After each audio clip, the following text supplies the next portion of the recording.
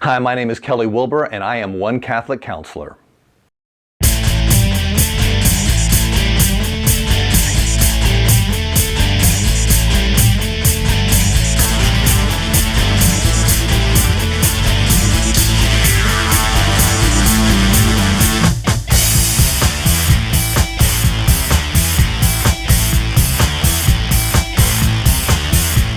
Being a Catholic in today's political climate can be pretty challenging.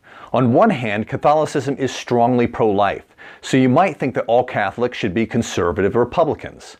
However, on the other hand, Catholicism has a strong social justice tradition, so you might think that all Catholics should be liberal Democrats.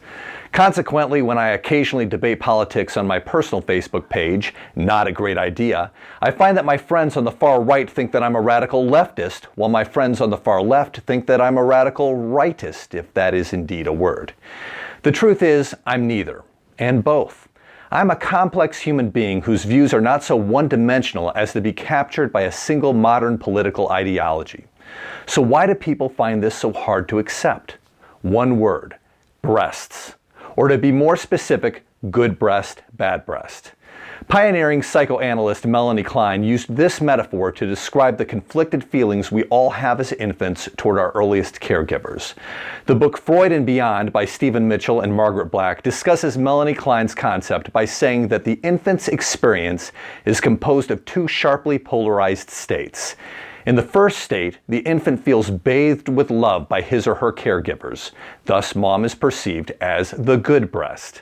In the second state, the infant feels persecuted and in pain. Thus, mom is perceived as the bad breast. Anyone who's been around enough babies long enough can attest to these two states. The second one often comes at about 3 a.m. It is crucial for infants to keep these two states separate, for as Mitchell and Black say, any confusion between the bad object and the good object could result in annihilation of the latter. In other words, the infant's mind is not developed enough to tie together the good and bad perceptions of mom and have an integrated and complex understanding of mom as a single person. Instead, mom exists to the infant as separate good mom and a separate bad mom, and nary the two shall meet. Otherwise, bad mom may destroy good mom, and then... This early psychological state is called the paranoid schizoid position. The second half of that term, schizoid, refers to a psychological defense called splitting. In the case of the infant, we're talking about the splitting of mom into a good mom and a bad mom. Eventually, if raised in a healthy environment, the infant develops the capacity to integrate both good and bad into one. And yes, that's my mom and me. Hi, Mom. Now, not everyone progresses equally well, and many of us continue to use the primal splitting defense into adulthood. In the book Psychoanalytic Diagnosis, Nancy McWilliams talks about a person who splits as someone assigning good and bad valences to everything in their world. She says that splitting remains a powerful and appealing way to make sense of complex experiences, especially when they are confusing or threatening. She also points out that political scientists can attest to how attractive it is for any unhappy group to develop a sense of a clearly evil enemy.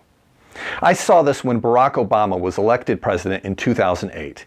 It seemed that some people agreed with everything he said, while other people disagreed with everything he said. And you'd see internet memes from his opponents painting him as Hitler. The exact same thing happened when Donald Trump was elected president in 2016. Once again, people seemed to think he could either do no wrong or do no right. And once again, you'd see internet memes from his opponents painting him as Hitler. So how can two men with two completely different political ideologies be compared to exactly the same thing? This is the result of psychological splitting on both the left and the right. This is an artifact from our infancy, when we couldn't accept the complexity of other human beings and had to paint them as either all good or all bad. It was adaptive when we were infants, protecting us from fear and anxiety. However, it doesn't work so well as adults, creating bad juju at family gatherings, getting us blocked on Facebook, and generally just making us look like single-minded jerks. People are not all bad or all good, with the exception of the Virgin Mary. It is okay to dislike elements of individuals. However, once you cross that threshold of thinking someone is truly 100% good or 100% evil, you may be thinking like an infant. So remember this video at your next family gathering or your next internet debate. No matter how bad someone seems, look for the good. I promise it is there somewhere. That's the part God created.